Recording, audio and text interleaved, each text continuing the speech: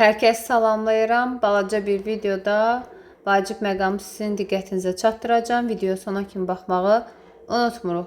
Testlərdə qarşınıza çıxacaq. Az sözün köküdür, azdan azalmaq. Bəs burada nə edəcəyik? Burada gah d-nı qrammatik götürürlər, l-nı leksik götürürlər, ya bütöv d-lı leksik götürürlər. Uşaqlar d-dan sonra maq artırmaq lazımdır. Azaltmaq deyə bilirəm. Əslində bu t şəkilçisidir. Leksik şəkilçisidir. Ondan sonra ıl üstü 4 leksikdir. Sadəcə bura sait gəlib deyə t, d cingiltiləşmə baş verib. Kardan cingiltiləşməyə keçib. Yəni d-nı ayıracaqsınız leksik. Görürsünüz maq samitlə başlayır deyə d-nın üstünə, yəni bura mağı gətirən kimi özünün t olduğunu ortaya çıxarmış olur.